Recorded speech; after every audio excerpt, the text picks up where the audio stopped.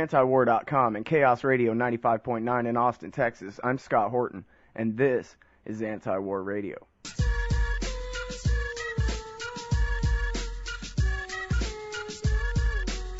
Well, you go to war with the army you have, and ours obviously isn't good enough for benevolent global hegemony.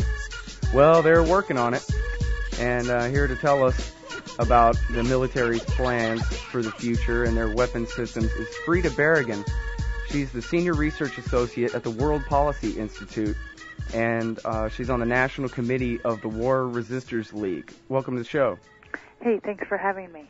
It's great to have you on, and my boss, Eric Garris at Antiwar.com, was really excited to find out that you're the daughter of Phil Berrigan, who was on the FBI's most wanted list for actions against the Vietnam War. You must be so proud. Yes, I am. And what exactly was it that he was on the FBI's most wanted list for? Well, Phil Berrigan and his brother Dan Berrigan and a number of other people during the Vietnam War did a series of draft board raids where they went into draft board offices and took out the files of young men. At that point, it was exclusively young men who were about to be sent over to Vietnam, and they took the files out of the office first in Baltimore as part of the Baltimore 4, and then the Catonsville 9 a few years later, and then it kicked off a whole series of actions of destroying the draft records of men who were about to be sent to Vietnam, and they did that. My father and my uncle did that as Catholic priests. And that was significant at that point, and it, as I said, kicked off a whole series of these kind of actions that effectively destroyed thousands and thousands of records, and at the same time provided a platform from which to talk about the Vietnam War and how wrong it was, and they went to prison repeatedly for that. And particularly the evil of conscription, which is really nothing but public slavery. Right, yeah. So throughout his life, my dad would meet people whose records he had destroyed, and they would sort of express a sense of gratitude and a real feeling that their lives had been saved because they had not been sent to Vietnam. Wow. And then throughout the 70s, 80s, 90s, my dad and many other people were part of what's called the Plowshares movement, and they went on to military installations and effectively carried out the mandate from the Gospel of, or from the prophet Isaiah, the prophet Micah, to beat swords into plowshares and spears into pruning hooks, turning weapons of mass destruction symbolically into tools that enhance and enrich life, farming implements. So they did this whole series of actions. There have been more than 100 what are called plowshares actions, and both my dad and my uncle were involved in the first, which was in 1980, the Plowshares 8, and then things just continued from there. Wow, that's very interesting. I'd like to go back and read all about that. Eric said he's always wondered from your last name whether you were related, and he was really happy to know that you are, in fact, Phil's daughter. Yeah. All right, now, so let's get to your recent article here that you wrote for Tom Dispatch that we also ran at Antiwar.com. Raptors, Robots, and Rods from God. It sounds kind of scary, just in the title. Sounds like a Terminator movie or something. And what this is basically about is all the future weapons systems that the various branches of the military and their technical geniuses have dreamed up for the future, right? Right, yeah. So the Raptor is a new fighter plane, and Rods of God are this kooky idea that we can control warfares of the future from space. It's this system that is, at this point, just a bunch of drawings and computer simulations. Geez, I guess we can be thankful for that. Well, yeah.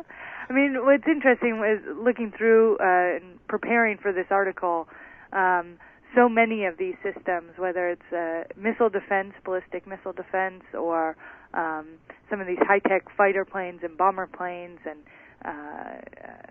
warships of the future, that they're not that they're not constructed and they can't do what they purport to do, and yet millions and millions and coming up on billions of dollars. Certainly in the case of missile defense, we've spent more than $200 billion on pursuing this kind of technology in the last couple decades. That it's just money that's being put into a giant hole, really, the hole of the military-industrial complex. And that would be bad enough, right? Like that we're wasting billions of dollars at a time when there are so many pressing human needs that need to be addressed. But then there's also the geopolitical impact of all of this and what other countries do in response to what the United States is planning to do. So we can draw a straight line between the United States' new nuclear research and development, the $6 billion or so we're spending on nuclear weapons research and technology right now, and the plans of Iran, of Pakistan, of North Korea, perhaps of the Chinese further developments of nuclear technology, other countries that are secretly pursuing nuclear technology. There's a cause and effect there that's very, very clear. Even the Russians, too, right, are working on, I guess I read that they're working on mirrored missiles that the lasers will bounce off of. They built a super laser onto a 747 that's supposed to shoot down ICBMs on takeoff. And the Russians are working on just reflecting the laser away. Right, yeah, so everybody's got their own sort of scheme for the future. Well, and we can basically really combine those two topics to start here, the Star Wars and the escalation, the arms race that comes from it. Just this week we had China shoot an old satellite in space just to prove they could, and they said, their spokespeople came out and said that the reason they did it was to draw attention to the fact that we ought to have a global treaty banning such things. Right. China has been working for the last number of years, I think about 5 years, pushing on this treaty. They've gotten no response from the United States. They've gotten no movement on all of this, and they are the country that that the United States is watching most closely. They're very large and powerful country, large and powerful military. Many of our war plans of the future involve China in one way or another. Of course, they're also a huge economic power. And they sent us this engraved invitation for important treaties for the future. We ignored them completely. We continued to saber rattle and threaten China, and this was the only way in which they felt that they could get some movement on this. Unfortunately, the response from the Bush administration has been, to go back to our own drawing boards, to go back to our own plans and systems and satellites and lasers and weapons, and to rely on technological solutions to these sorts of problems rather than diplomatic and multilateral solutions that we can build along our mutual interests in not seeing the future completely destroyed. So we don't know how this new development will pan out, but the silence on the U.S. side and the speculation has been deafening. Now, I have to say, I really wish that my government wouldn't go around the world provoking fights with everybody, but as it is, they do exist, and really their number one job, their only job is national defense, and I guess I kind of like the idea of my government shooting anti-missile missiles at any incoming warheads and blowing them up over the ocean rather than letting them get to L.A. if it comes down to that. Is it simply that it's so expensive and unworkable that just forget about it no matter how good my intentions are here? Well, yeah, I think here in the United States we have an extraordinary ability to believe in technology, right? That there's a technological solution to every problem. Absolutely. This conversation. Right, exactly. And in an ideal world, in a perfect world, missile defense would actually create a shield over this country. And if it could do that, by spending a reasonable amount of money, whatever a reasonable amount of money is, maybe it would be technology that was worth pursuing.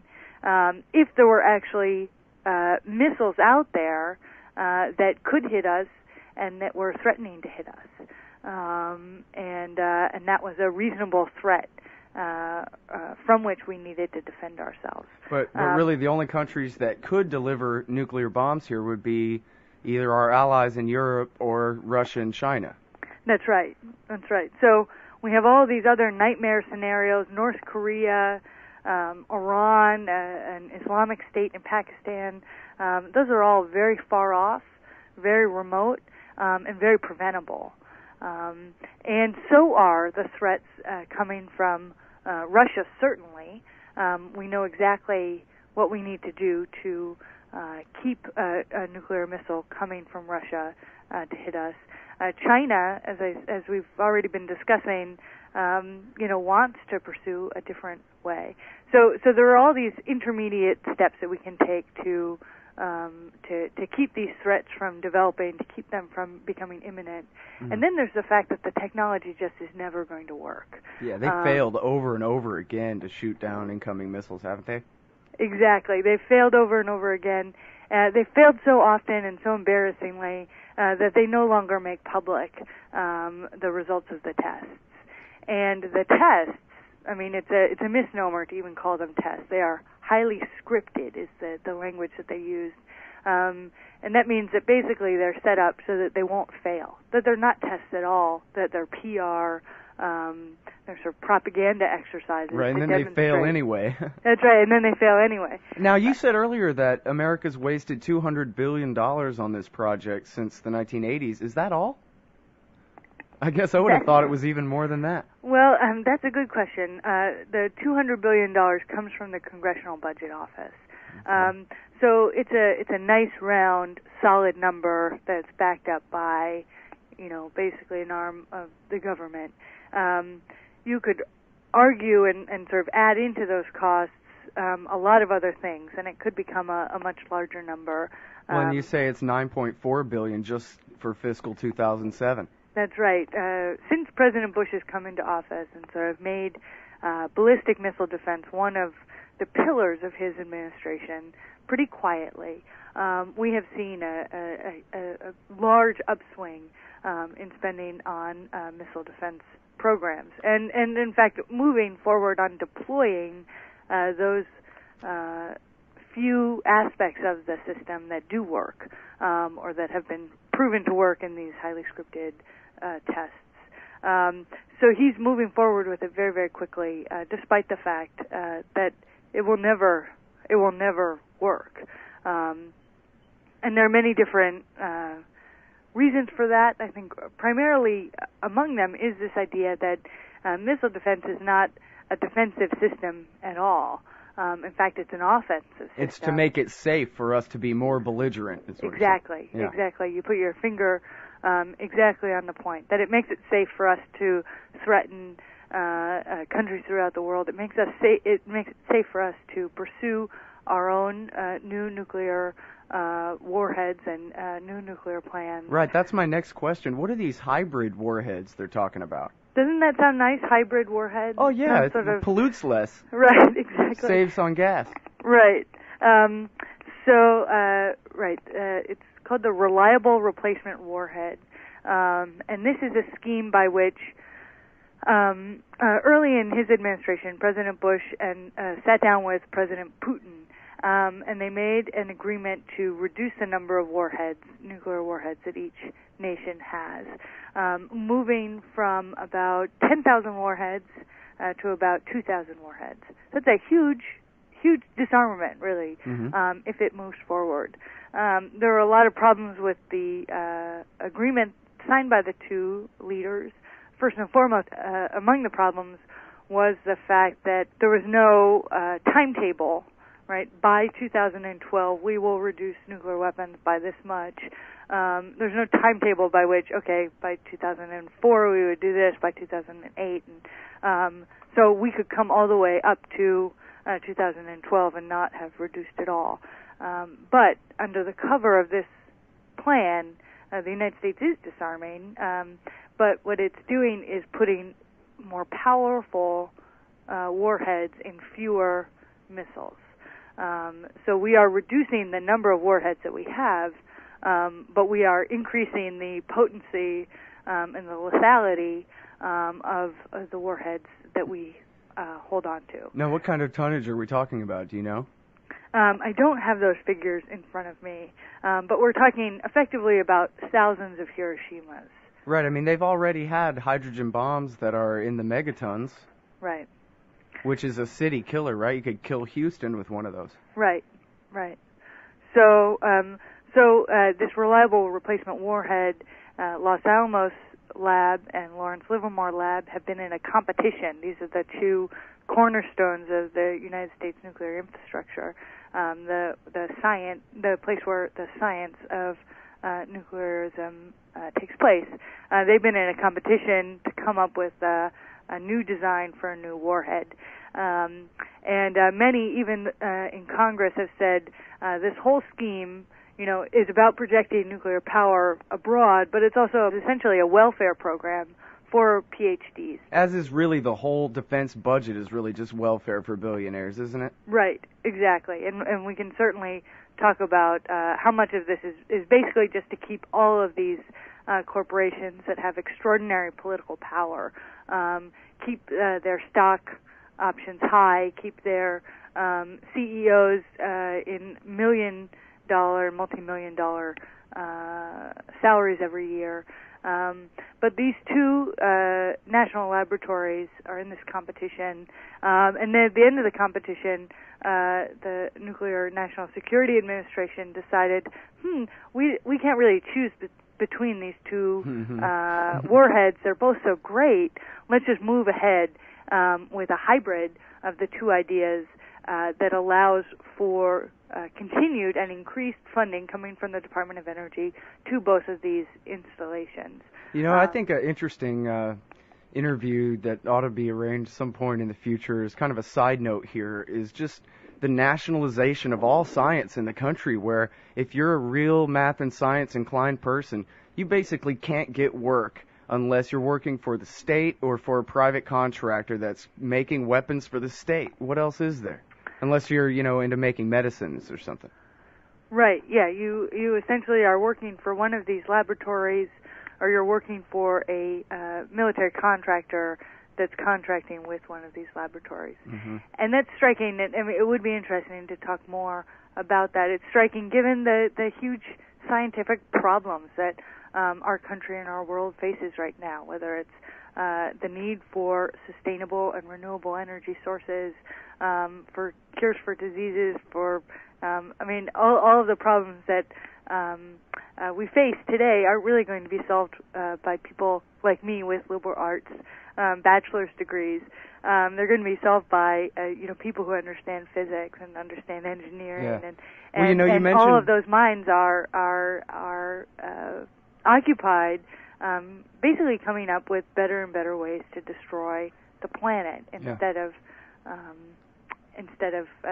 solutions. You mentioned at the top of the show about how they're basically taking all this money and just dropping it in a hole, and that's actually kind of a paraphrase straight out of 1984 by George Orwell, that's why they were building the floating fortress, was so that the people couldn't keep their own money and spend it bettering themselves, so that everybody would always be, living paycheck to paycheck and not have time to sit down and read a book and do some serious thinking about the way things are. Just take that money and dump it into the ocean, is the way Orwell said it. Well, that certainly describes the situation that many Americans and more Americans every day find themselves in. Well, the best example out of your article, this story to me is just incredible. They're so neato on weekday wings and what have you on the Discovery Channel, but the F-22 Raptor, and then now it's already being replaced by the F-35? What do we need the F-35 for if we already have the F-22, Frida? Well, because we're already planning to sell the F-22 to allies who may in the future become adversaries, and so we need to retain an even more advanced fighter plane. So we needed the F-22 because they already have our F-16s. Right. But now that they're going to have our F-22s, we need F-35s. You put your finger on it. So this is the logic, right? It's the logic of built-in obsolescence. It's the logic of constantly finding new markets for our weapons. And it's the logic that there was always something better around the corner, and that because it's there and because we can conceive of it and because we can craft it out of polymer, it should be built and fielded and be flying the skies as soon as possible. Yeah, and I think you say in your article that the F-22 was designed in the late 80s to fight the Soviet MiGs of the 21st century that don't even exist. Right. It's only to fight our old planes, old planes. Right.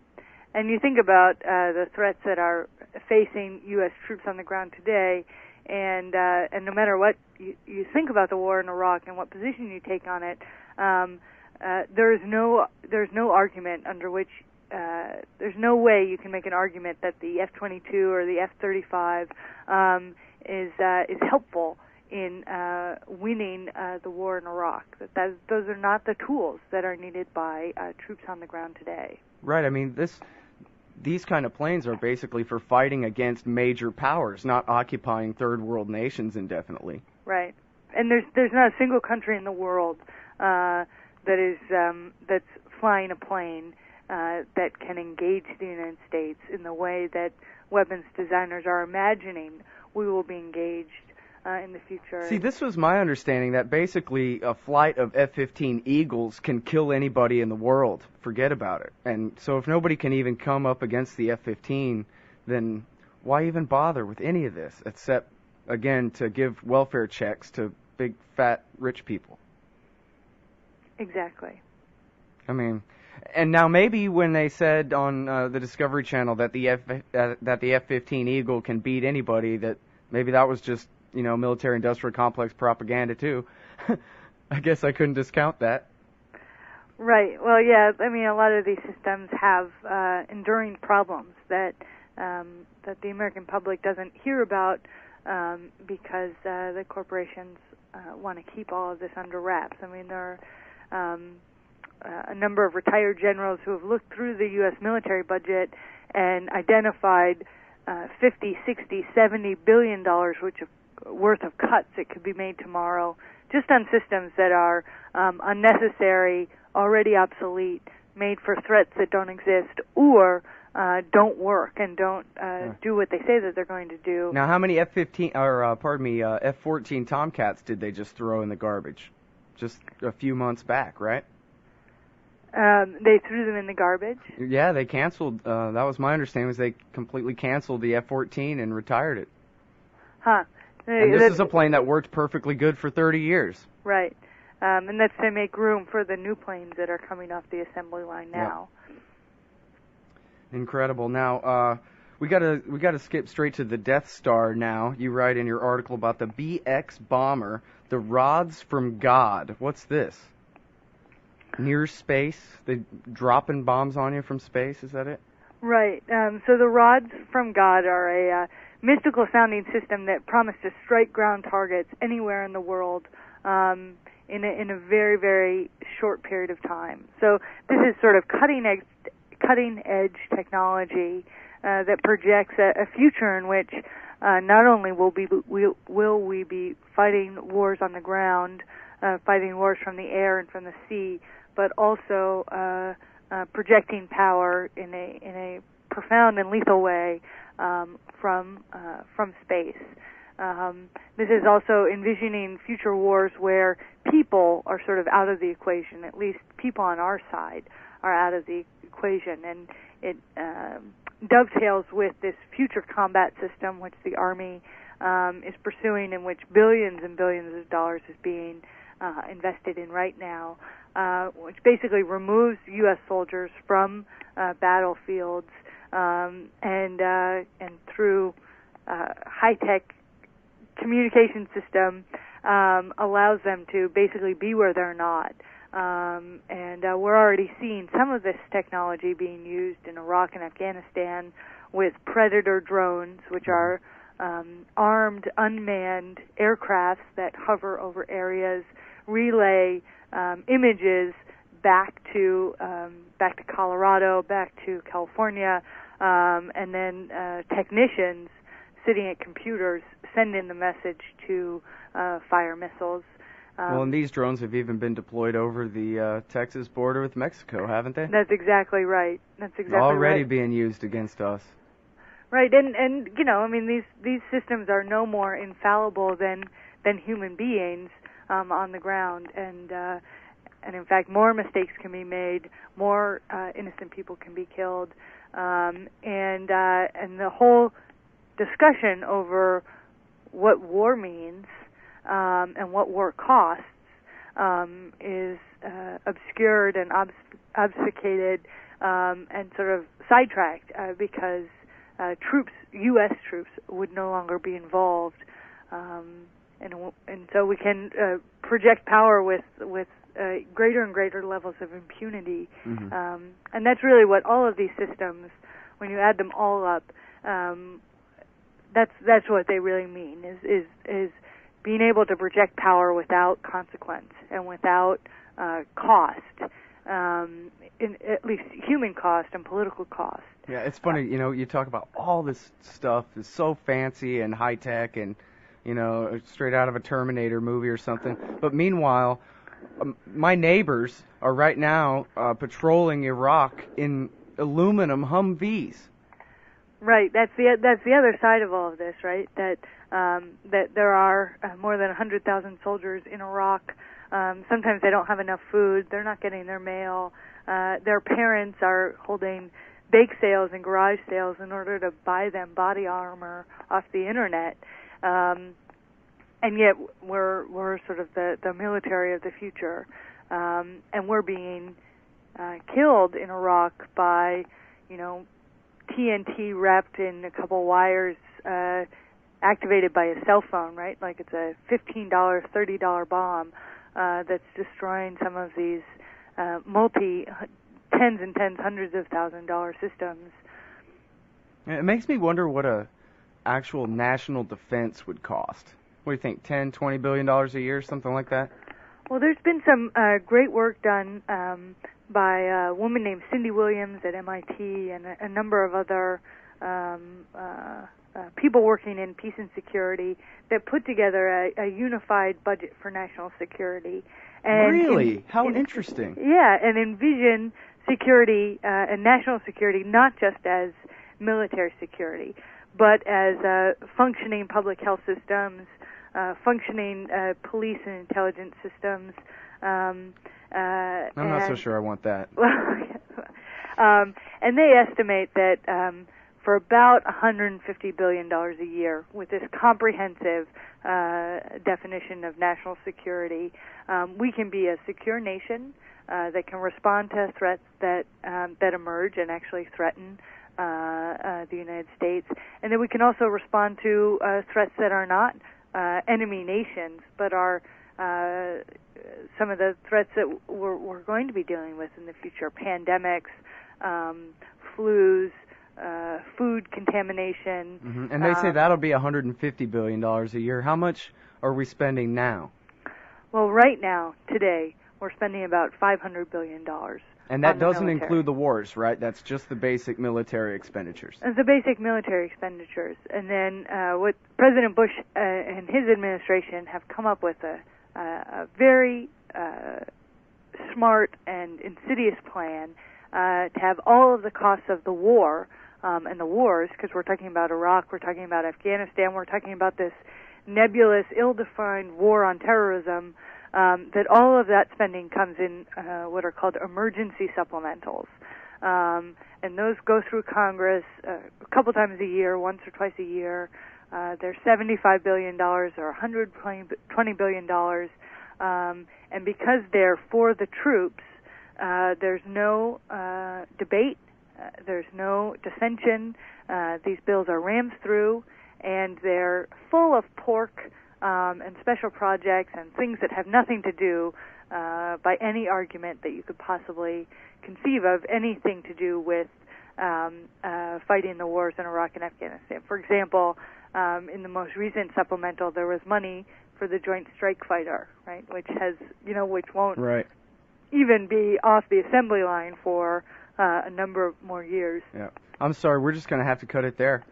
Everybody, Frida Berrigan, she's the Senior Research Associate at the World Policy Institute and you can check her out. She co-wrote an article with Tom Engelhardt that ran just last week at Antiwar.com. Thank you so much for your time today. Good to talk to you, Scott. Well, everybody, unfortunately, I'm unable to get a hold of my second guest for today, Charles Featherstone from LouRockwell.com.